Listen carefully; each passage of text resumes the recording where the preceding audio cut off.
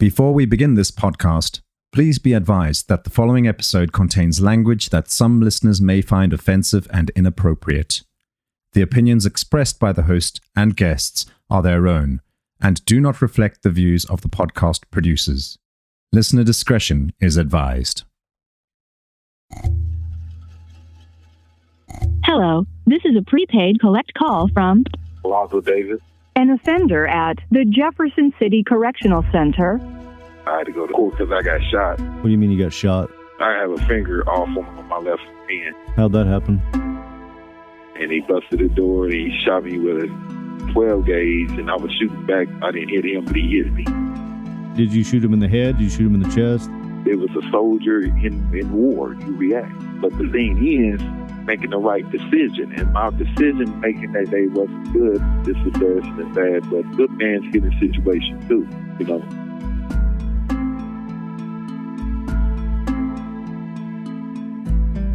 You are now listening to the podcast Voices of a Killer. I'm bringing you the stories from the perspective of the people that have taken the life of another human and their current situation thereafter in prison. You will see that although these are the folks that we have been programmed to hate, they all have something in common. They are all humans like us that admit that they made a mistake. Will you forgive them or will you condemn them? They are currently serving time for their murders, and they give us an inside glimpse of what took place when they killed and their feelings on the matter now. Here are the voices of those who have killed.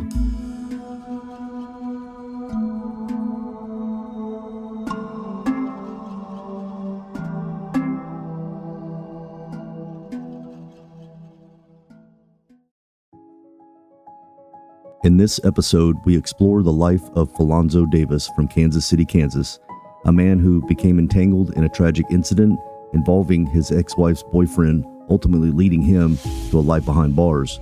Throughout the interview, we learn about Falonzo's turbulent upbringing and relationships that led up to the shooting that changed his life forever. Was this a crime of passion, or was it simply a case of a father trying to protect his children? We will discover Falonzo's situation in prison and how, despite the bleakness of his situation, he remains optimistic, his strength in his faith, and how his upcoming parole hearing may lead to a life on the outside. Will you be convinced that he deserves a second chance? Join us as we talk to Falonzo Davis on this episode of Voices of a Killer.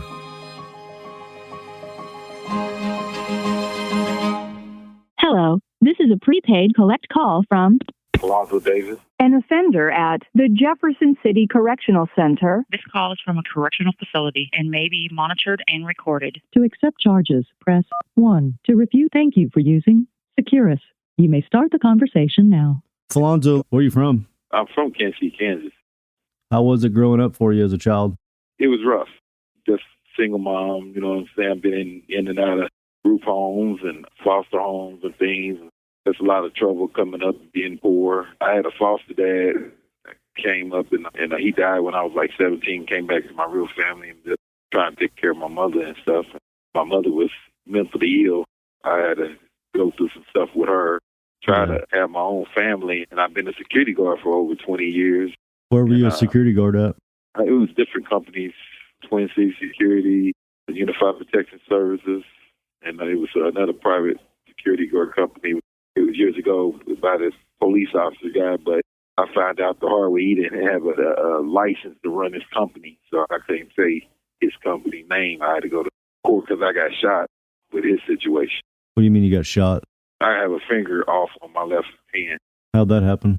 We was guarding a store, McDonald's, and these guys came in on me and the manager in Kansas City, Kansas, and he busted the door and he shot me with a 12 gauge, and I was shooting back. I didn't hit him, but he hit me. Yeah, so you were basically guarding the store when it got robbed? Yeah, in Kansas City, Kansas. Yeah. Yeah. So it looks like you were doing some good for the community at one time, being a security guard and getting rid of crime. Yeah. I was 42 when I came in this situation. My first wife, I had 2 daughters by her, and they grown now, whatever. They grown. And my second wife, I got 5 kids. I got 3 boys and 2 girls. And I worked for 42 years before I came in this situation. I'm in here because of my ex-wife, though, my second wife. Falonzo had a challenging upbringing, marked by growing up with a single mother, moving in and out of group homes and foster care, and facing the struggles of poverty. Despite these hardships, Falonzo eventually became a security guard, dedicating over 2 decades to safeguarding various locations in Kansas City and even putting his body on the line to protect these establishments and losing a finger in the process. It's ironic that someone who once worked to protect the community now finds himself behind bars. But what led Falonzo from being a security guard to ending up in prison? Falonzo mentions trouble with his ex-wife, and I wanted to know more about the problems that led to his current status behind bars. Yeah, so that's what I read. Is that a dispute between your ex-wife and her new boyfriend? Yeah. How long were you with your ex-wife? 19 years. 19 years. Did y'all have kids together? Yes. Okay. Yes. Do you have a relationship with your kids still? Yeah, I call them right now, this let me see, one of my sons, one of my daughters, and now my 2 other daughters by my first wife. I talk to them off and on, but I really don't talk to them. They didn't got their own lives. But it's your second wife that you had the dispute with her boyfriend? Yeah, that was the second one, yeah. So you were with her for 19 years. Describe that relationship. Was it rough, turbulent? Was it smooth? It was rough because her family is more like, they're not church going and things. They like to party and things like that. And I was trying, when my kids started coming, I tried to clean up my life. And so we was good for a long time. And after, like I say, after a while, every time we came in Kansas, we was out of town. I was living in Wichita and I was living in Lawrenceville, Georgia in 2007. And my son, my oldest boy, he went to school with Trayvon Martin. Yeah. Boy killed up there. And then still in 2007, we came back to Kansas City, Missouri, because my wife's mother passed away and nobody wouldn't take care of her property. So I had to leave Georgia. And my son was on TV and stuff because him and Trayvon went to school together down in Georgia before he went to Florida and everything. And so anyway, when he came back down to Kansas and my ex-wife get around her sisters and her other family, her real family, she started changing. They all basically negative. So it's always trouble when she gets back around her real family. So we was getting divorced anyway, but you probably reading that they didn't say nothing about our marriage and our divorce. They just said boyfriend and girlfriend in there because they didn't bring up us being married and other stuff. They tried to make it like we wasn't married when I went to trial and all this other stuff. Yeah. But how did your wife, you were married to her at the time, and she met the victim, Stephen Jones? Is that correct? Yeah. How did she meet him? Yeah. I don't know. I was, like I said, she was living in the house with us. And like I said, we was getting a divorce and everything. And I had a truck, and I had to put my truck in the shop. And I was a security guard. And I worked at night at CVS Pharmacies and came home in the morning. And I don't know, I guess she was talking to him between that time or whatever. But she was still living in the house with me and the kids. But y'all had agreed on a divorce? Yeah, we agreed on divorce. I had no problem. One of my daughters from my first marriage got raped and sodomized by my first wife's boyfriend. And he got 27 years over in Kansas City. Okay. And so I asked my second wife, after that or whatever, I was real close to my kids and overprotected of them. So I asked my second wife, if we ever break up or whatever, let me know what type of man's around my children. That's all I asked. And next thing you know, she just basically disrespected that. And like I said, I didn't know who this guy was. Do you still have a relationship with your second wife that was her boyfriend that got killed? I talk to her every once blue moon, but we really don't talk as much. Falonzo shares some intriguing details about his son's connection with Trayvon Martin, the unarmed African-American teenager who was fatally shot on February 26, 2012 in Sanford, Florida by George Zimmerman. Trayvon was just 17 years old at the time of his death, and the incident sparked nationwide outrage and protests highlighting issues of racial profiling and gun violence in the United States. Falonzo's family's relocation to Missouri brought unexpected challenges and his tumultuous relationship with his ex-wife. The move and the difficulties he faced when his ex-wife's family influenced her negatively, adding to the complexity of their situation at home, ultimately led to their divorce. Falonzo was already fiercely protective of his children, especially after what happened to one of his daughters. This deeply traumatic event left a lasting impact on Falonzo, making him incredibly cautious about the people his children interacted with, and now, separated from his children, he made it clear to his second wife that he wanted to be informed about the type of men around his kids. Unfortunately, this plea for vigilance seemed to be disregarded.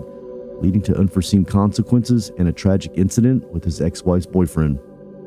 My oldest boy, he called me, and I was at a store, and he told me that this guy was in the car, and he asked him to get out the car, and he wouldn't get out the car. He told my oldest boy F him and things, and so my son called me on my phone, letting me know what was going on. Did you already know about this guy? No, I ain't know nothing. I don't know nothing about him. Okay, so your son calls you, and what happens? He called me, and I go to the school to see what was going on, which I shouldn't have went to the school. I should have called the police first and then went there. That was my mistake. But I went there. And the victim, Stephen Jones, is sitting in his car. You just walk up to him and basically y'all start talking garbage to each other? He was sitting in my car. You know what I'm saying? The car lot man been knowing us me and my wife for a long time, and we've bought other cars off the lot and everything. But no, I went up to the car. I ran up to the car because I don't know if he was trying to drive away or whatever. When I opened the door. Are you yelling at him and stuff? No, I wasn't yelling at him. When I opened the door, he started going over there towards the passenger side, like he about to grab a gun on me. And I'm like, I've been shot before, and everything just went fast and everything or whatever. I wasn't mad. I wasn't upset about her because, I think I got police reports on my wife of calling the police on her because, I got guns in the house, and plus I'm a security guard, and plus the sheriff guys, they know me from Raytown or whatever. So most of the time when I had to call the police with my wife, they say, hurry up and call the police, call us so we can get to her so she won't try and lie and say you put your gun on her or anything like that or whatever. So it wasn't no jealous thing. I didn't even know this guy, nothing. But only thing where he scared, we was fighting in the car a little bit. He went underneath the seat to the passenger side like he was grabbing the gun. I ended up shooting at him, started shooting at him or whatever. But I was on Triminol and I was smoking some weed that day. Did you see him actually grab a gun, or was he just reaching? He was reaching underneath there. He ended up having some box cutters. Okay. So he had some box cutters on him, and that's what he had. But the police hid it in their evidence place up in the police station in Raytown. So I stayed 5 years in prison, thinking he didn't have a weapon. But he did end up having a weapon because the autopsy place found that he had 2 box cutters on him, and things. Because I don't hurt nobody, man. I've been up there just minding my business, taking care of my kids and things. I've been in stores with fights. But he didn't end up having a weapon, right? He only had the box cutters, not a gun? No, he just had the box cutters. But in a statement, in the police statement, the detectives asked my wife, did he have a gun? And he told my wife that he told her that he had a gun. And I don't know if he said that to her so she can tell me. I don't know. But in the statement, he said he had a gun. But he went underneath the seat on me, saying that's why he ended up getting fired on. The victim in this case was Stephen L. Jones, the then boyfriend of Falonzo Davis's second wife. According to Falonzo, he didn't know Jones at all and didn't hold any personal animosity to him. Unfortunately for Jones, little did he know that his encounter with Falonzo would be his last. In the lead up to the tragic incident, Falonzo received a call from his oldest son informing him about a man sitting in a car with his ex-wife. Concerned, Falonzo rushed to the school where they were parked. Emotions escalated quickly as the situation unfolded. When Falonzo approached the car where Jones was sitting, he noticed him reaching under the passenger seat, leading to a tense altercation. Feeling threatened and having been through previous confrontations, Falonzo made a fateful decision, resulting in shots being fired. The details surrounding the weapons used by the victim were unclear, leading to discrepancies in the police statements. This devastating encounter would have profound consequences on all involved parties. After the break, we delve into the events of the fatal encounter.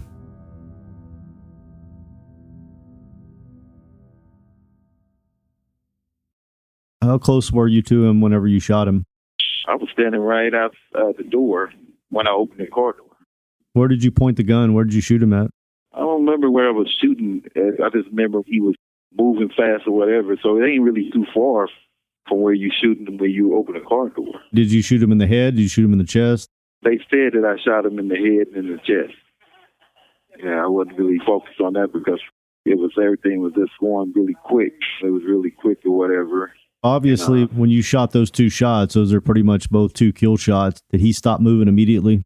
No, he didn't stop moving immediately. Matter of fact, when I shot him a couple of times or whatever, and I went and talked to him, when I was arguing with my wife, Then I came back to the car because the car started rolling, and I went back over to the car. He's going back underneath the seat.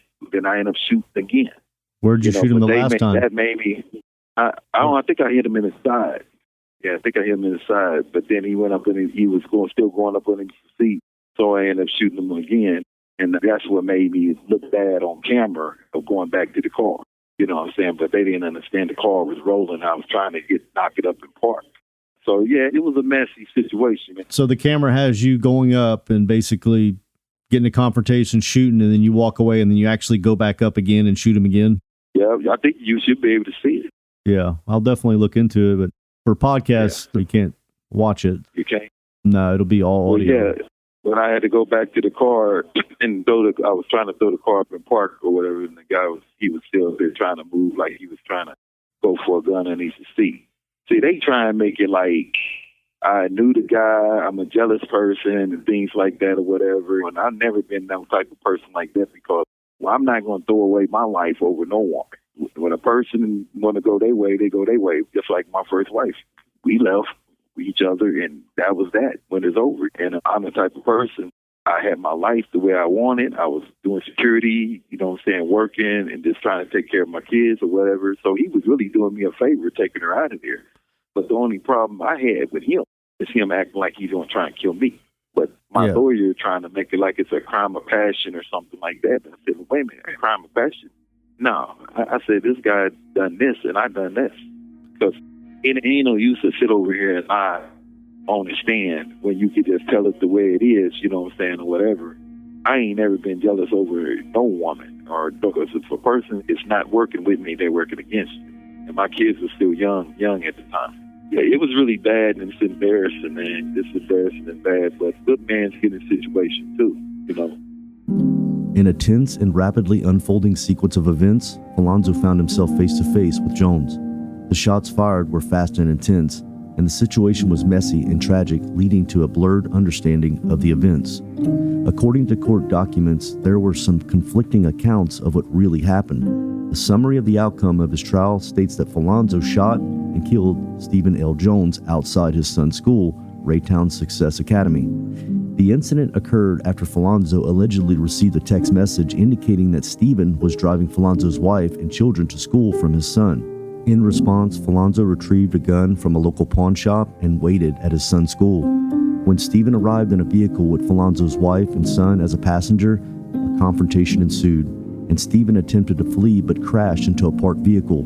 Falonzo argued with his wife until his son intervened, and then approached the wrecked car, opened the driver's door, and shot Stephen.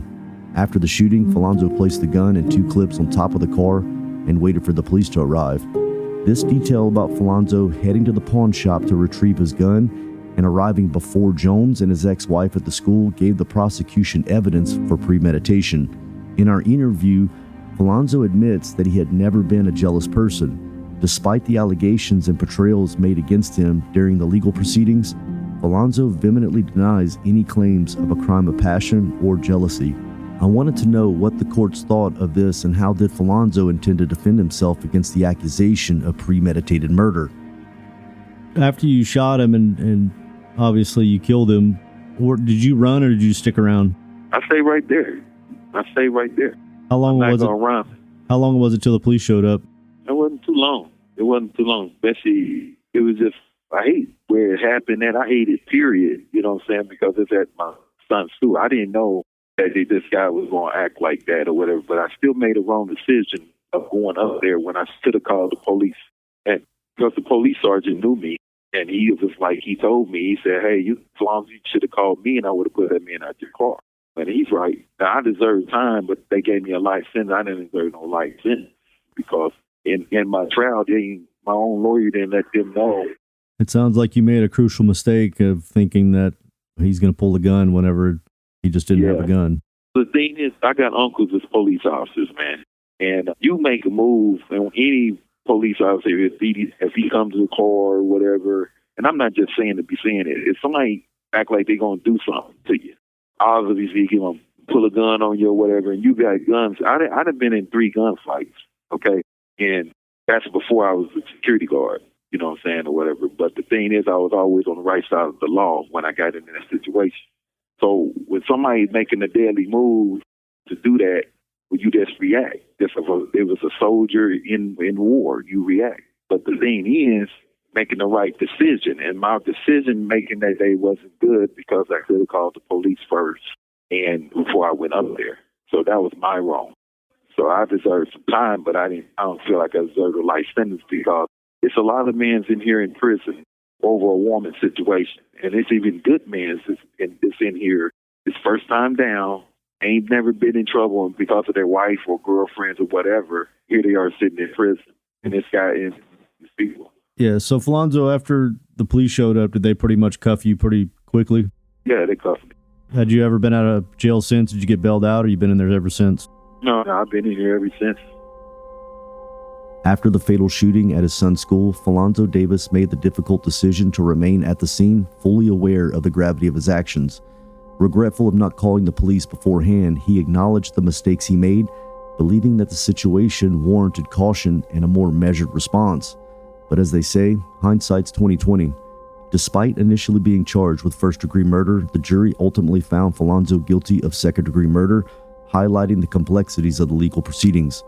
Falonzo expressed frustration with his trial, feeling that his own lawyer failed to adequately present his case and emphasize the circumstances surrounding the incident. I wanted to know exactly what these frustrations were and how he was coping with the sentence he received. You went to trial and you basically pleaded guilty to second-degree murder? No, they had me in first-degree murder. The prosecutors had me in first-degree murder. And since they couldn't prove that it was first-degree murder, the jury dropped me down to second-degree murder. But my lawyer had instructed the jury for it supposed to have been self-defense. But she didn't do that because the prosecutor was trying to say that I premeditated to plan to go up there and kill the guy. And I'm like, no, that didn't go like that because I'm a father. I've been with my kids for all these years when they in the same household. And Annie tried to make it like she was moving out the house into a motel and all this other stuff. And all that wasn't true.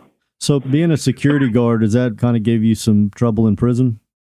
Most of the dudes from Kansas City, some people remember me. A lot of people remember me when I was on the street. And then plus, I know a lot of people that have been knowing me for years. No, if you treat people with respect, even when I was a security guard, I ain't never tried to be an asshole to nobody. You know what I'm saying? I kept myself neutral because I got to walk around people too and got a family to take care of. So it's how you carry yourself. So I'm glad I carried myself in the right way. Because there's guys that know me and shocked that I'm in here. And they basically watch out for me and we go to church together and things like that. How does that feel knowing that you're going to die in prison? I don't know if I'm going to die in prison. That's up to God because I got my parole hearing. I got a parole hearing in 2030 and one in 2037. So you do have a chance of being out? Yeah, because it's like with parole, not without. What are you looking forward to if you do get out on parole? One thing I'm looking forward to is just whatever time that God give me on earth to try and teach, try and show somebody else or young dude or anybody not to get in this situation that I got in. Because one thing about me, I'm always trying to do better, even from my mistakes. That's what you do. You just to do better. You got to learn from your mistakes and try and teach somebody else not to come in this situation. I had two brothers. One of my brothers just got out of prison. I had an older brother. He got killed in '85. And both of them been back and forth to prison. You know. What's your take on prison? It's definitely not a place to be because it's just boring. It's just an unfungible place. It could be an unfungible place for a person that got real long time. But if you ain't got long time, you can learn and get on out. But when you got real long time, it can be very hurting. Do you think it creates more violence in people that serve time?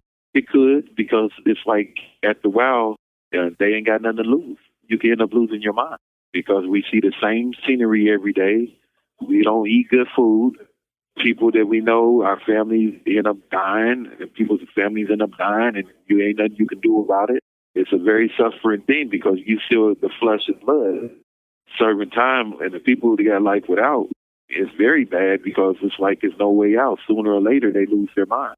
I got life sentence. I'm almost my mind is in and out. I'm not losing my mind, but it's a fight, you know what I'm saying? But the only thing that keeps me going that I do got a parole hearing in 2030 or 2037. Do you ever get in fights in there? Yes, I didn't been in some fights. I don't know if you ever heard of Crossroads Prison. They got shut. Crossroads Prison. Yeah, they got shut down. It was a riot up in there, but you're going to have to fight up when you're up in here. Have you patched up with a gang? No, only gang. All I do is go to church, and I work in this factory. Been working in this industry work for some years, making tags or sewing clothes. Sentenced to life in prison, Falonzo reflects on his journey behind bars, where his background as a security guard became both a source of recognition and challenges. Despite the bleakness of his situation, he remains optimistic, looking forward to his upcoming parole hearing as a potential opportunity for a second chance. This sense of hope seems to be a shared sentiment among prisoners, as they cling to the possibility of redemption and a change to guide others away from similar paths. It makes you think, does someone like Falonzo deserve a second chance? Do we all deserve a second chance? No matter your response, it is clear that Falonzo's faith plays a pivotal role in sustaining him as he finds solace and purpose in his devotion to religion. After the break, we find out more about Falonzo's beliefs.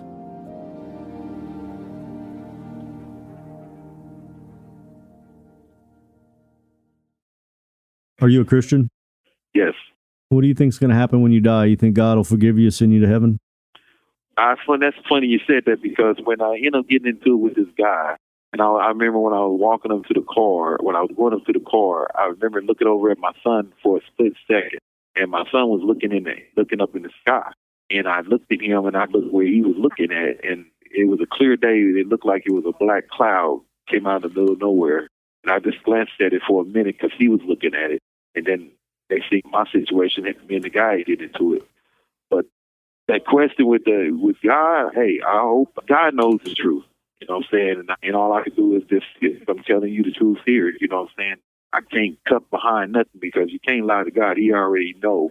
He already knows what's going to happen. And I done a lot of good on this earth, because I didn't wake up in the morning to hurt nobody. I always guarded people with my own life. You know what I mean? For years. When I did save 2 lives in my lifetime of living, I saved a little white baby girl. She was stowed away in some bushes. These drug dealers, her mother and father was a drug dealer. Was not drug dealers, but they was on drugs. Okay. And they threw the baby in the bushes, and I ended up saving her by the luck of God. I ended up picking the child up out these glass and bushes and saved him and called the police. It was me and this old white lady. And I saved this dog that got ran over twice in the middle of the street. And he ended up living. I picked him, blocked my truck in front of him so the traffic won't run over him. I know what type of man I am, you know what I'm saying? I'm not no crazy killer and things like that or whatever. But in the law, when you ain't got the money, and this world is about almost coming down to money, they don't care about, if you ain't got the money, you poor, we're going to railroad you because we can. Yeah. So that's what they do. That's exactly what they do. And all I can do is hopefully I don't die in prison. But I think that's up to God. If I do, ain't nothing I can do about it. But yeah. I'm trying to get on out now.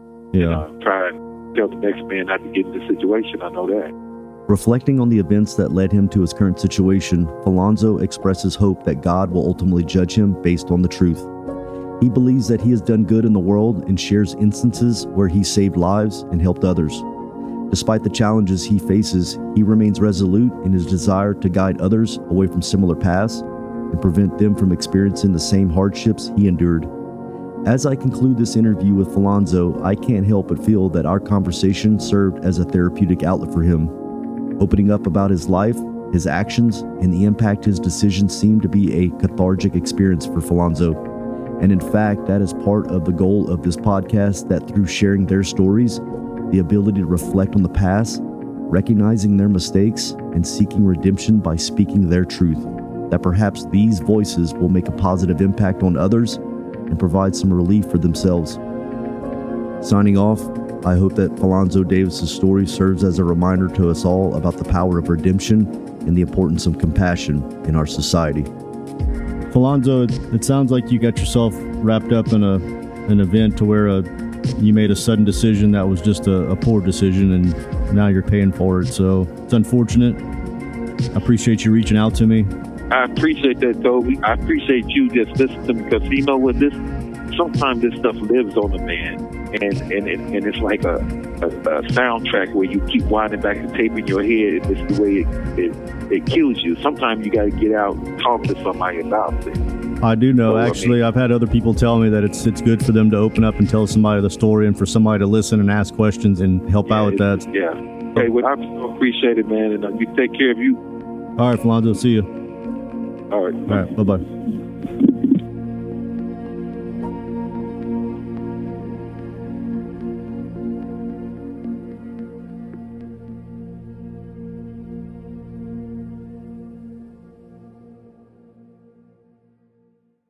On the next episode of Voices of a Killer. Most people don't know who they can just turn to get somebody whacked. She had a guy that would almost do anything for her. He was head over heels for it. Do you have an idea who? Thought I had an idea, but they said he had an alibi. She was murdered in the morning. The time of death was never pinned down directly. How was she killed? She was shot. I was crying, of course. I was just some of it I don't even remember, because I just went crazy. They said I went crazy trying to get into the house. So if I could go back and change everything, Toby, I would, man. It's just, I feel horrible. That's a wrap on this episode of Voices of a Killer. I want to thank Falonzo for sharing his story with us today. His ability to be open and honest is what makes this podcast so special. If you would like to listen to the raw recordings of these interviews, you can visit patreon.com/voicesofakiller. By becoming a patron, you can access not only this, but hours of bonus recordings, correspondence, and you can contribute to the way the show is produced. A big shout out to Sonic Futures, who handled the production, audio editing, music licensing, and promotion of this podcast. If you want to hear more episodes like this one, make sure to visit our website at voicesofakiller.com.